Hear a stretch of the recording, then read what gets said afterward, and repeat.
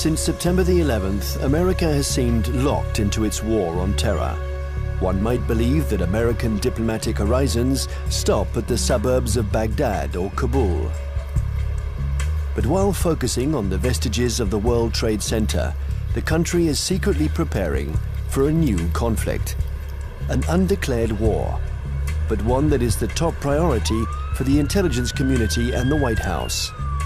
Ahead of Al-Qaeda, more important than the quagmire in Iraq, the Chinese threat, America's new war.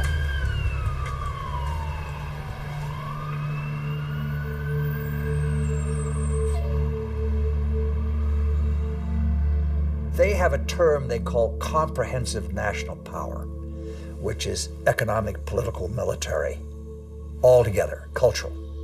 And they say this is the essence of China. This is the time for China to rise.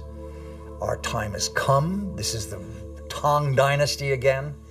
We are a great power. We are a world power.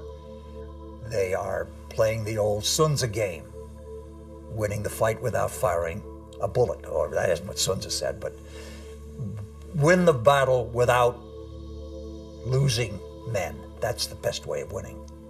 And I think they're very conscious of this, but they're willing to fight.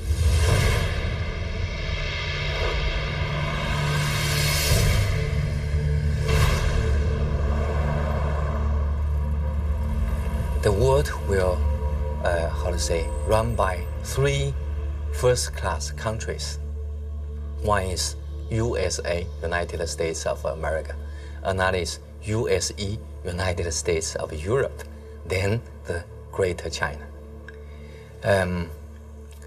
At this point, at the current point, I think the possibility to see a USE is very slim. But the USA stay as top one country is something sure, right? And as for the possibility of Greater China, the possibility is something in between. Right? So I tend to think Sino-US relations will be one of the most important bilateral ties in the coming years.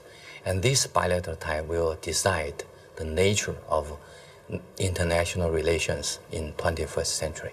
If this bilateral tie is confrontation-oriented, then the whole 21st century will be bound by confrontation.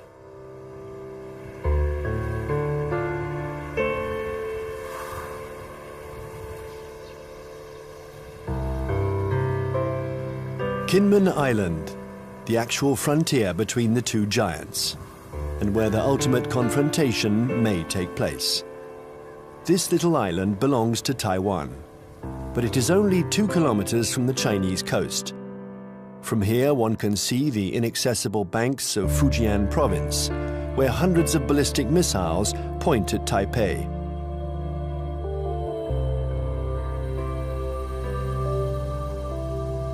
"24 hours a day, for 60 years, Taiwan has been watching Communist China. This island, regularly threatened by Beijing, has been bombarded thousands of times. It has never surrendered. America has sent a message to Beijing. The fall of Kinmen would lead to a direct confrontation. We're in the Strait of Taiwan. It's here that a military clash might one day break out.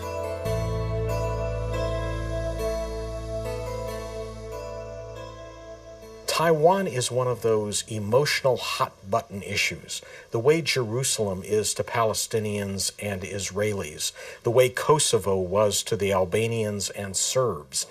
And for most mainland Chinese, Taiwan is rightfully a Chinese province.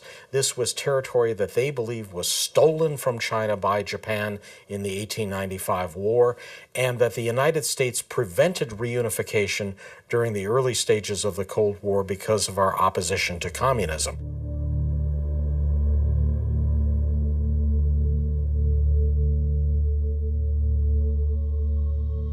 In 1996, here in the Straits of Taiwan, China and America engaged in their biggest military standoff.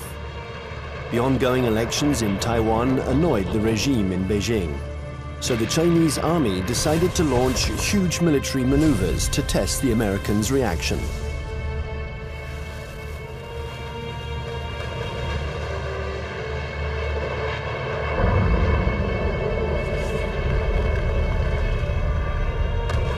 After several days of this Chinese show of force, Washington deployed 2 aircraft carriers.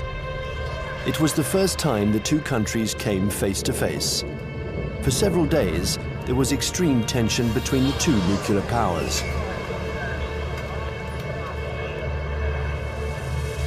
When the Chinese fired short-range ballistic nuclear-capable missiles off the north and south coast of Taiwan and carried out a major, what we call a live-fire exercise. And Jiang Zemin was there, the president. They were using some very belligerent language. This is when we dispatched 2 carrier battle groups off the East Coast. And this was a show, this was force. And the matter quickly dissipated. The Chinese thought this was excessive. They thought that they had an understanding with the U.S., that they would have a limited display to show their seriousness on the issue. The U.S. would adopt a very limited response, and then they would both back away. They regarded the deployment of a second carrier as excessive and in some ways as humiliating to the Chinese, because the Chinese couldn't do much to deter or complicate the deployment of those carriers.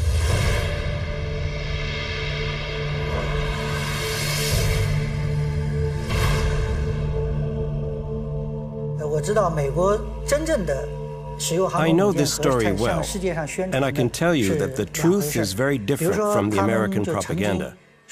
I was there in 1996. The Americans had promised to send an aircraft carrier to Taiwan for Election Day to protect Taiwan. But actually, the only American ship near Taiwan was the electronic spy ship Bunker Hill. And it was more than 200 nautical miles away. And the first American aircraft carrier was 600 nautical miles from Taiwan. So the truth is that the Americans announced that they were coming, but they kept their distance. They wanted at all costs to avoid any incident, and they didn't dare approach our army.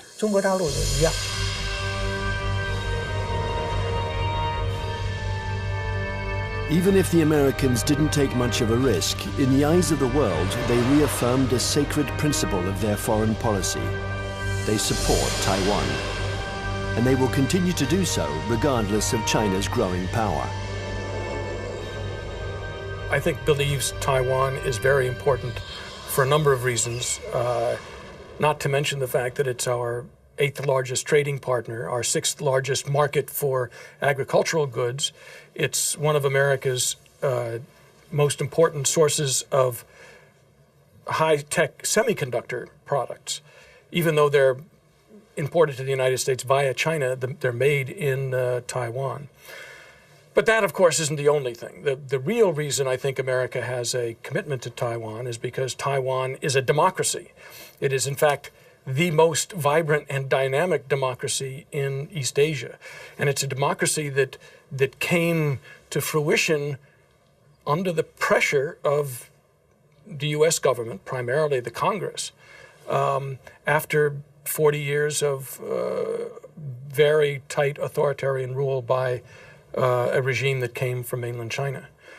I think, however, the real reason that the United States, especially the Pentagon, is so concerned about Taiwan is that it has been a very strong defense and intelligence partner for the last 50 years, including the last 30 years since the breaking of relations with the Republic of China on Taiwan. We have still maintained a very strong defense relationship and a very strong intelligence collection relationship with Taiwan. I would say the United States is committed to Taiwan. This goes back historically a long, long way. World War II, we were there. And we were looking for a strong, unified, democratic China. Well, we got 2/3 of it. Strong and unified, not democratic. Now we're calling China a responsible stakeholder. We've got half of it. We've got a stakeholder, but not a responsible one yet. The U.S. feels that we have an obligation, legal, moral, to Taiwan, that we cannot stand idly by and let this be taken over by what looks like an authoritarian, communist-influenced power. This cannot be.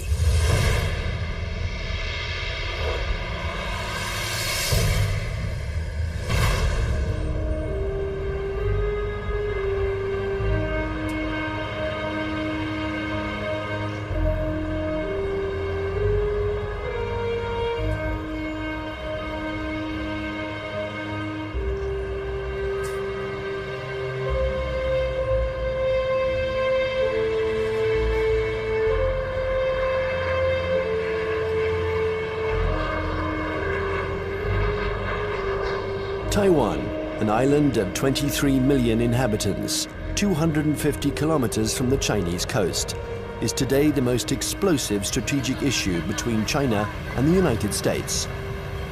Taipei, the capital, flaunts its economic success. It is one of the biggest centers in the world for the electronics industry. A modern city, free, young, and always noisy. In 1895, Taiwan was invaded by Japan. 50 years later, after the Japanese defeat, peace treaties returned the territory to China, a China which was then in the midst of a civil war between Mao's communists and Chiang Kai-shek's nationalists. When the battle turned in Mao's favor, General Chiang Kai-shek, aided by the Americans, took refuge in Taiwan with his soldiers.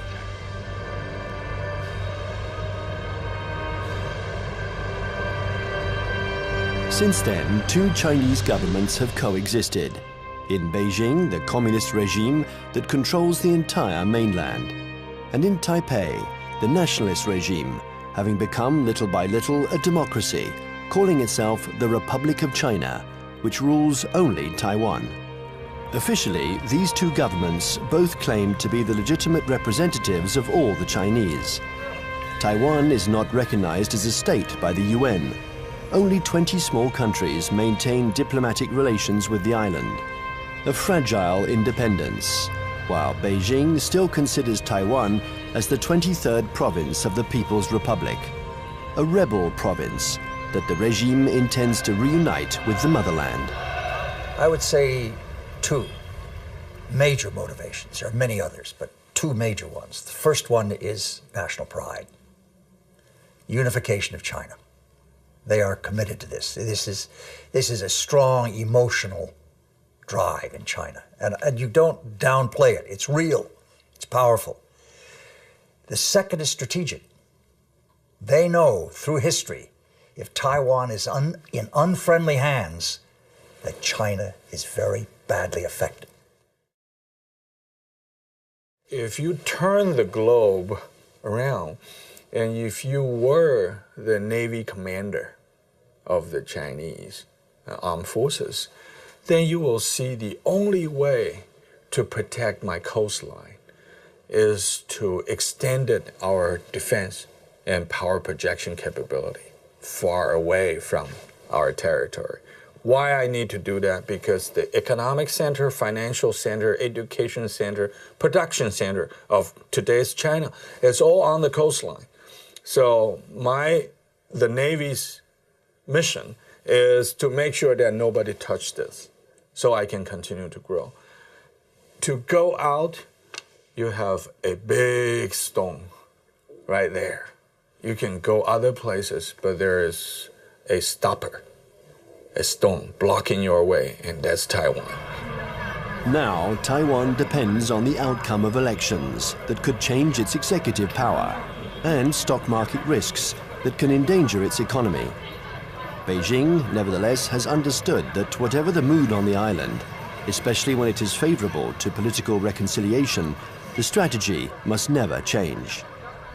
Imperturbable, the communist regime continues. On one hand, to offer Taiwan favorable business privileges on the mainland. On the other hand, it regularly reiterates its military threats.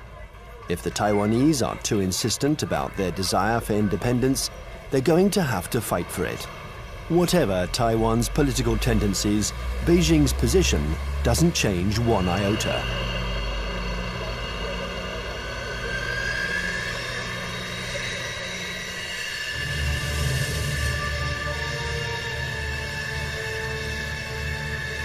A freeway in the middle of the island of Taiwan.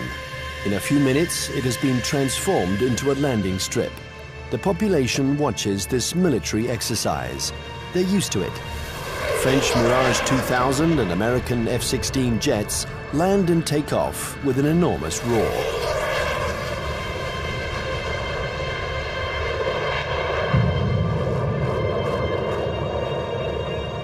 Faced with the uncertainty of American support, Taiwan organizes its own defense. Everyone knows that the airports will be the first target. Strategists on both sides of the strait affirm that the war will first begin with an air battle.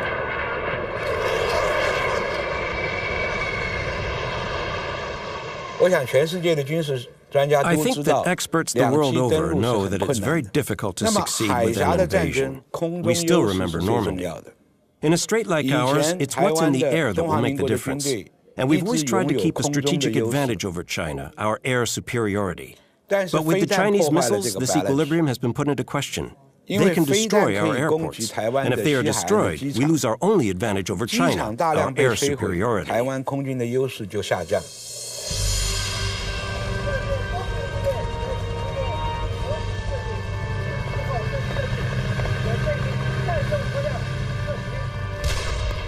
Taiwan's military power is concentrated in its air force, but also in special ground forces.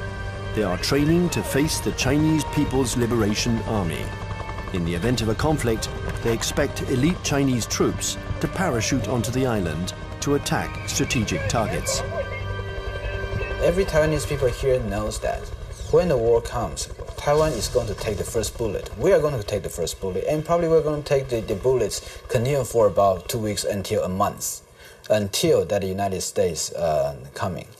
And there is no way that U.S. will come here to fight a difficult fight.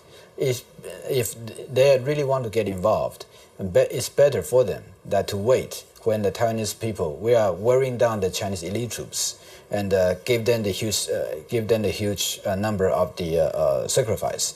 And then the U.S. can come in and clean out the battlefield and win an easy fight. Everybody in Taiwan knows that.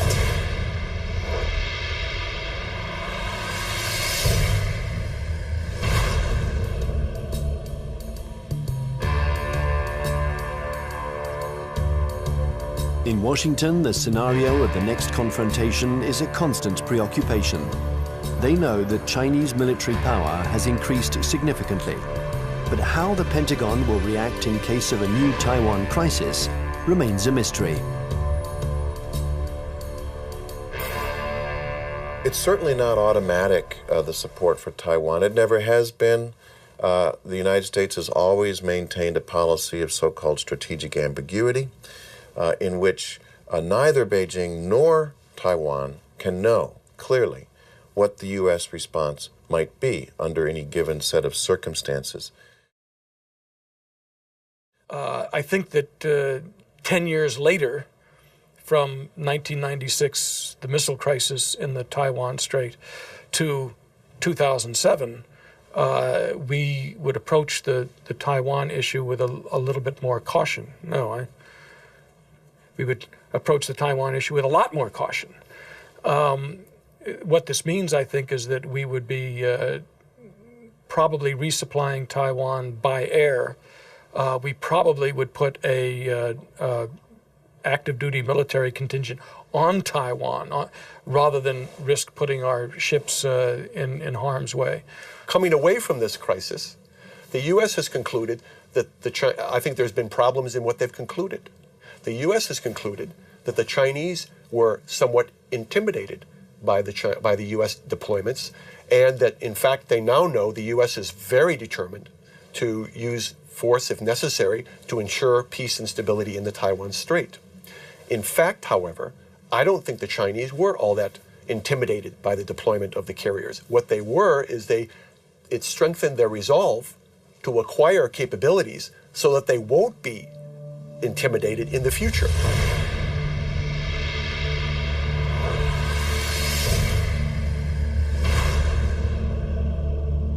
Since the 1996 confrontation between China and the United States around the Taiwan issue, I think China's military modernization speed up. And people saw some achievements, right? Now China owns J-10. That's the typical third generation fighter. And that made China is the third country that can independently produce the third generation firefighter. I think that's a strong signal to the US side, what achievement on military modernization on PLA side. If China's own terminal objective is trying to so-called unify Taiwan by using force to take over, I think their military capability is good enough. But I don't see that, because they're increasing their military budget over the last decade, almost every year, 2 digits.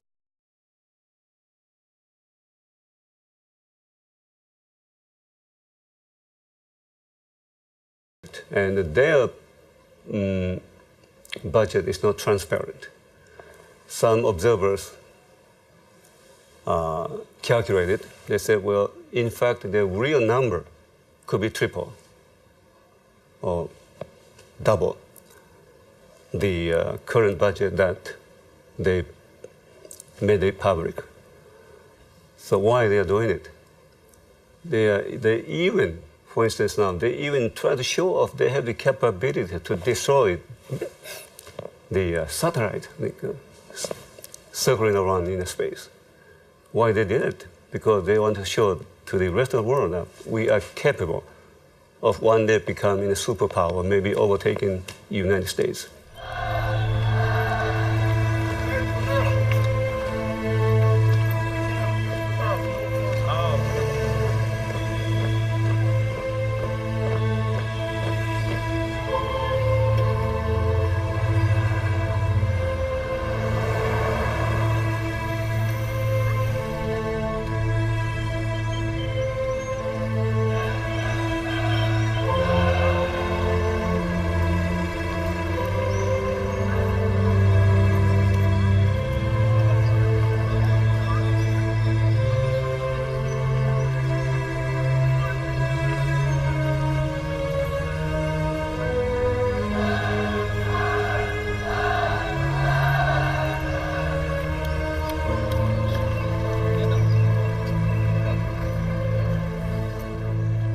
Frankly speaking, the status quo balance of power is still strongly in favor of the United States. But the situation of balance of power is unchanged. And I think time is on China's side.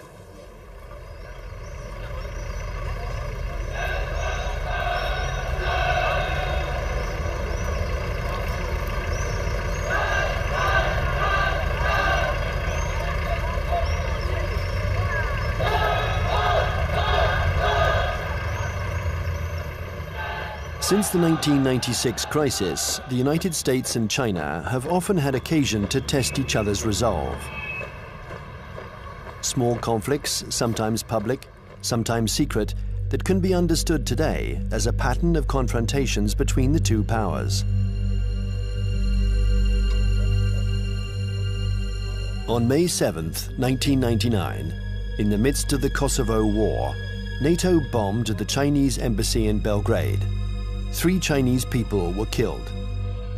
NATO claimed it was a military error. CIA had apparently furnished the wrong maps. In answer to this provocation, the Chinese organized mass demonstrations in front of American embassies.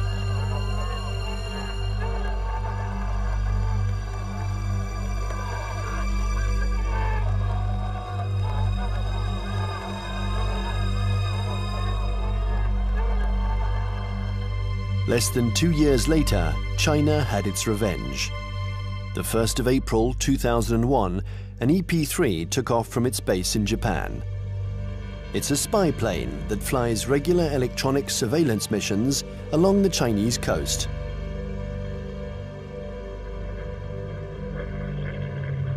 After 6 hours of flight, while still in international airspace, the American airplane was intercepted by 3 Chinese jets. This had been going on for some months. The Chinese planes came within a few meters of the American plane, a little game that the pilots were used to. One of the Chinese pilots was Wang Wei, and the crew of the EP-3 knew him well. He had already shown through his past interceptions of U.S. aircraft that he was willing to take some very serious risks in coming very, very close to U.S. aircraft. They knew him well. Smart Alec, hot dog we call him. He's in the thing and screw you, and Sam, he comes up like this. Well, he comes a little bit too close. And the Chinese, again, the propaganda apparatus turns on, and they say, our plane deliberately turned, hit his plane, and it crashed. Your fault. And we said to China, that defies the laws of physics. The U.S. government had already expressed its concern over this to the Chinese government. I think in this instance, he miscalculated, and he allowed his aircraft to get too close, and it struck the U.S. aircraft, and it damaged his aircraft in a way that forced him to crash.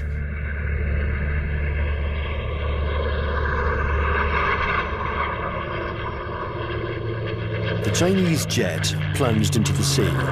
Its pilot was declared missing. The EP-3 was seriously damaged. It was forced to make an emergency landing, but the closest airstrip was a Chinese military airbase. The airplane succeeded in landing there, but it was now in Hainan, and the crew was immediately taken prisoner. Our air crew is immune to PRC jurisdiction. For the next 10 days, China and the US would perform a diplomatic ballet, each accusing the other of responsibility for the accident. Beijing refused to liberate the crew. This bought time for their military experts to inspect and dismantle the American airplane, which was jam-packed with secret defense equipment. Oh, they got the equipment from the plane, and they studied it and took all these things from it. Yeah, they got something. But I mean, it's no big deal. Finally, 10 days later, a letter from the US ambassador apologized for the death of the Chinese pilot, and the crew was freed. What was left of the EP-3 was loaded onto a huge Antonov transport plane. Direction, the United States.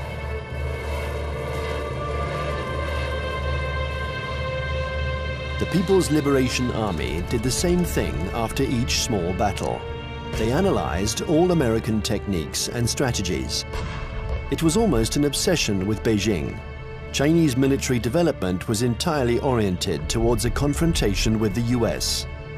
In 1996, China understood that aircraft carriers were the main threat, so they tried to develop arms to counter them. There are several things that the Chinese have done over the last several years that play to this capability. One of them is they have developed a larger number of more sophisticated submarines, diesel submarines. And contrary to what a lot of people think, many diesel submarines are quieter than many nuclear submarines. They're very hard to detect. The Chinese have built a significant number of new types of diesel submarines. They've also developed a significant number of new varieties of surface warships. Both of these sets of capabilities have application to the Taiwan situation. And the Chinese have deployed the submarines in some instances to areas well beyond Taiwan. They've deployed them around Guam, which is now becoming an area of increased U.S. military presence in the Pacific. They've shown by doing this that they have the capability to deploy submarines into far deep water areas. And obviously, this becomes a potential concern to any carrier battle group commander who wants to bring a carrier up close to Taiwan. We saw last October 26th, our carrier battle group, the Kitty Hawk, was in the waters in the vicinity of Okinawa. And all of a sudden, there emerged right in the middle of the carrier battle group, a very modern Chinese submarine that nobody had seen, nobody had heard. It came up within a few miles of the Kitty Hawk itself. And we know that this submarine is equipped with very advanced torpedoes, and that if it wanted to, it could have sunk our carrier. The Chinese know we are dependent on two things militarily in Asia. Number one, satellites. Number two, aircraft carriers. They have demonstrated to us they can take out each one. Will they ever do that? I doubt it. This is what you might call psychological warfare.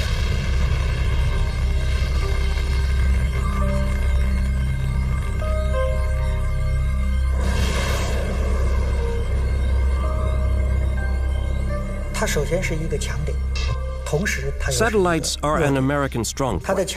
But if you look closely, they can also be a weak point. The U.S. relies on satellites to control their entire communications network, and that's a weakness. Today, and we were able to verify this during the last conflicts, the American military depends too much on its electronics and satellites. This dependence reminds me of the Greek legend. The powerful Achilles, who was invulnerable, except for his heel. And satellites are a little like the American Achilles heel. The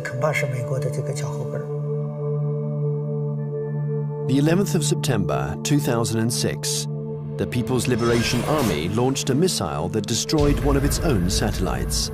The explosion in space was obviously immediately detected by the Pentagon. There was consternation in Washington. Nobody had anticipated this Chinese initiative. The Chinese have had an anti-satellite program for some time now, and it's designed primarily to, again, to deter the United States or to complicate U.S. decisions in the event of a crisis. So yes, I think the recent shot by the missile to fire against their own satellite and shoot down their own satellite was designed to convey a signal to the United States about the fact that the Chinese are not simply going to sit back, in their view, and allow the U.S. to have predominant influence. They are going to try to influence the situation, in this case, in sort of an asymmetrical way, by threatening what is regarded as one of the critical areas of U.S. surveillance. The Chinese army has also developed another system to blind American satellites. These are giant lasers that don't destroy them, but blind them enough to make them useless. This isn't science fiction, but a technology that is already in use. And then there exists a still more terrible weapon, a weapon that the Americans and the French have already mastered. Its development was a priority for the Chinese army. The Chinese have followed very closely the American dependence on the electromagnetic spectrum, the use of communications and networking among satellites and ships and command systems to fight a war. They saw what happened in the first Gulf War, they saw what happened in Kosovo, they watched Afghanistan, they watched the second Gulf War, and they realized that we are more and more dependent on the electromagnetic spectrum and moving communications back and forth. And an electromagnetic pulse, which is produced by detonating a nuclear weapon, usually fries transistors and stops that kind of communication. An electromagnetic impulse weapon uses a nuclear explosion to generate an electromagnetic wave. When this wave hits boats or planes, it instantaneously destroys all electronic equipment. No one dies, provided they are far enough away from the nuclear explosion. But the American battleships, totally dependent on electronics, would immediately be disabled. The Pentagon report described a nuclear detonated or nuclear generate EMP. I asked people in Pentagon, why don't you say they have conventionally generated EMP? They say, we don't want them to know whether we know them. The conventionally generated EMP is less problematic and it is more useful or more usable, because when you have this EMP, there would be no nuclear fallouts. There would be less international protests. They already have it.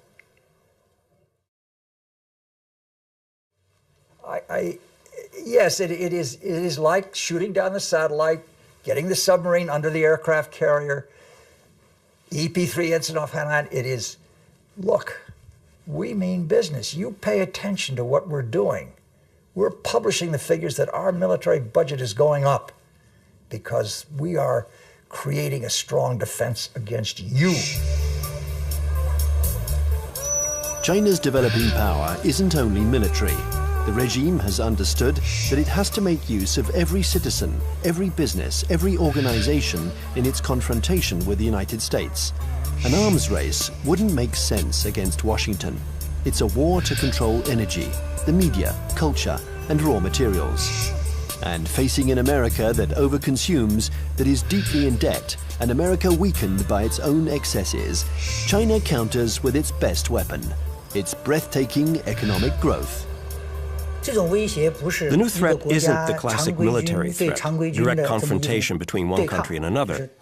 Today, it's no longer guns against guns, airplane against airplane, or tank against tank. Confrontation takes many forms, in many different areas. For example, in finance or the media, there can be attacks in all these areas. The object of these new kinds of conflicts is the same as in a conventional military confrontation, forcing the enemy to accept certain conditions. It's still war, but war today goes beyond this military domain. It's what we call an unrestricted war. One has to learn to decode the battles in this new war. Sometimes they are small events that seem harmless at first. Thus, on February 27, 2007, the main American stock indexes plunged. Paris had just lost 3%. New York is in an uproar. The cause of this mini crash began with a tornado that originated on the other side of the world, in Shanghai. Suddenly, and with no apparent reason, the stock market there lost 9%, and it took the whole planet down with it. Nobody really understands what happened, but in New York, they pondered the lesson. China had just shown that it could use its new economic power to destabilize its adversaries, above all when they are weakened, like the United States, by the subprime crisis. Beijing uses economy in several ways. First, by influence. In Southeast Asia, worldwide. They invest money when the leaders visit that capital. Then they sign some agreements. The second is what you said. They would only hint at something they might do. For instance, the now $1.2 trillion foreign reserve of China as of the end of March 2007, 40% of them are deposited in United States Treasury bills. So if Beijing decides to transfer that to euros, it will be very painful to the United States. But Beijing doesn't need to say. It only hints here and there. And Washington feels a big headache. Thus, China and America multiply their battlefields. There is the piracy of Hollywood DVDs, the recall of Chinese toys by American builders, the reception of the Dalai Lama in Washington, the buying up of oil companies by Beijing, hundreds of conflicts. China and America think that they have to dominate in order to survive. The U.S.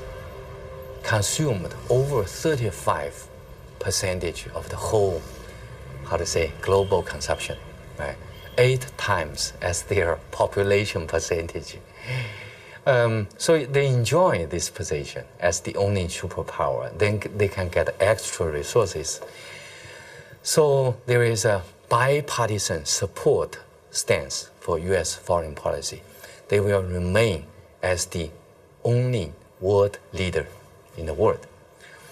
And then they will keep alert against any country, no matter the name of this country, China, French, Russian, Germany, Indian, Brazil, any country that can threaten the U.S. dominance, that will be a problem.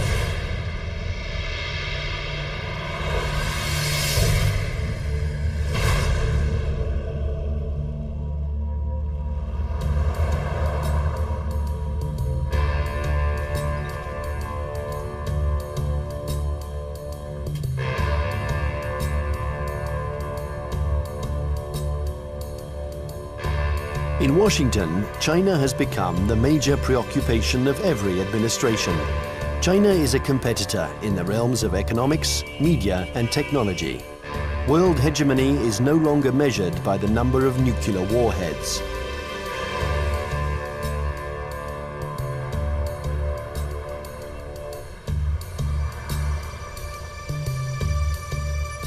Congress has even created a permanent investigation commission, unique in its kind, whose mission is to study the economic and security challenges posed by China. Russia never got that kind of attention during the times of the Cold War.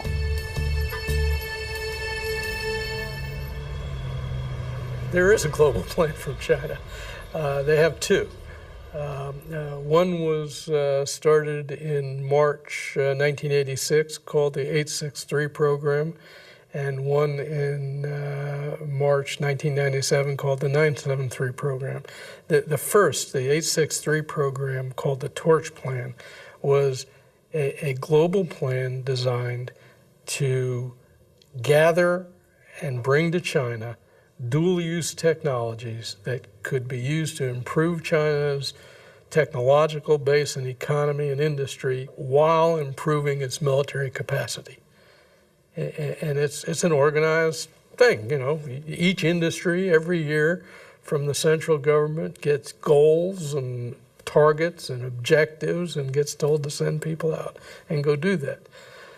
So it is organized, and it's not perfect, but it's organized. And the 973 plan is a parallel designed to improve their capacity in basic research and innovation. People in the States pay too much attention to China. So there are some oversensitive on China. Then this oversensitive leads to a lot of, over-exaggerate conclusion. So that's no good to find the real fact. I think the real fact is that the economic power of China is still far ahead of, far lack of United States, not to mention military power.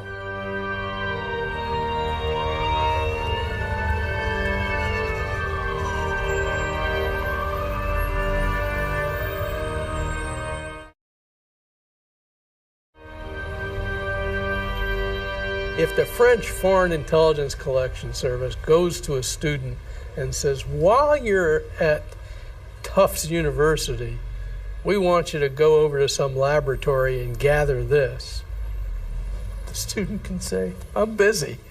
It's going to interfere with my dissertation.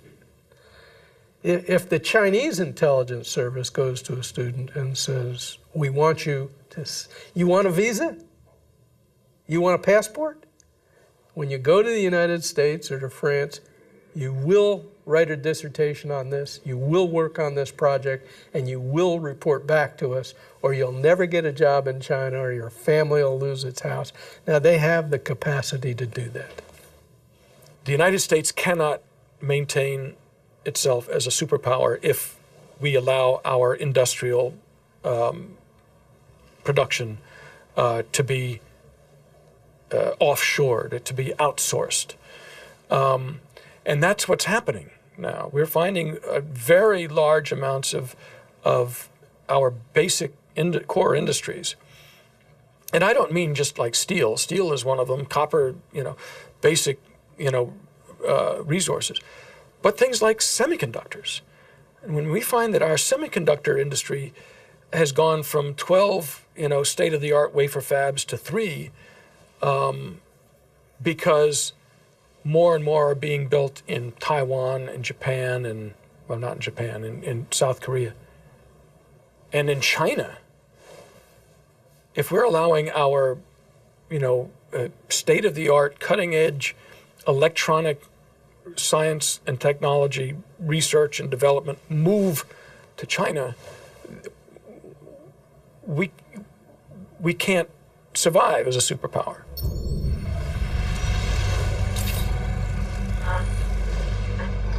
This technological war culminates in cyberspace. China and the US have armies which are developing cyber soldiers who spy on or attack each other's computer networks.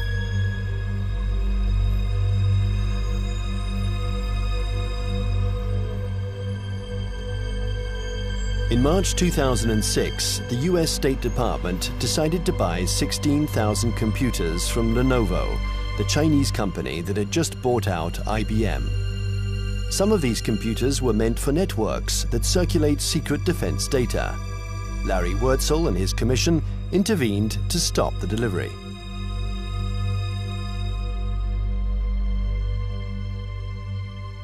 Having been an intelligence officer for a lot of years, 25 years in military intelligence, and having also for a part of that time worked on counterintelligence and signals intelligence, communications intelligence, that I knew it was technically possible to alter or embed either software or even hardware into a computer that would allow someone access to a whole network.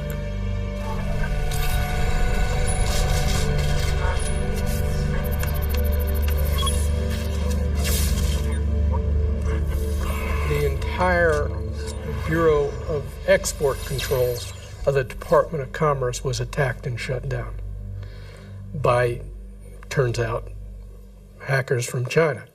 The State Department itself lost a bureau and all its computers by hackers from China. The National Defense University of the United States had its computer systems shut down, and the Naval War College had its computer system shut down. Other computer systems, government computer systems, have been attacked. And I think General Cartwright, the commander of the U.S. Strategic Command, has recently testified in front of Congress about this. So I knew these things were going on. There's more going on that we learn about on the Commission because we do have access to classified information. I can only say that in many cases, the United States knows these attacks are coming from China and knows that they're coming even from specific organizations in China. But I can't go into the details on who. The war on the internet is as old as the internet itself. And one can't say that this was a Chinese invention. In America, the CIA and NASA employ 25,000 people to work on the internet. They have the largest internet surveillance and listening centers. So it's true, war exists on the internet. The war has begun without a single missile being fired, without the world noticing. The war has begun in all of these new technologies. Many civil technologies also have military applications. This is especially true of the entire electronics industry and the internet. They're new battlefields in an unrestricted war. The media, finance, business, all these are included. It's a war because there is real antagonism, and both parties try to take advantage of their adversary. It's a new form of war, the unrestricted war.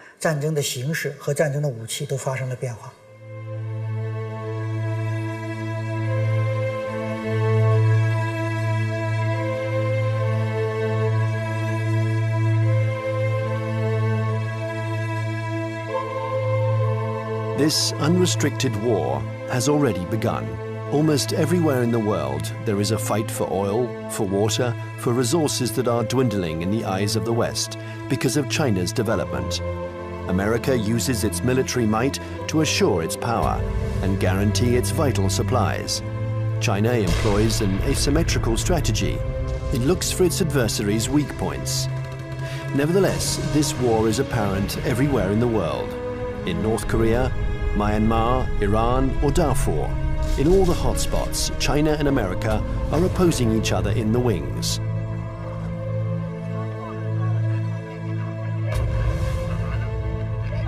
Remember the words of Deng Xiaoping: there cannot be two tigers on the same hill.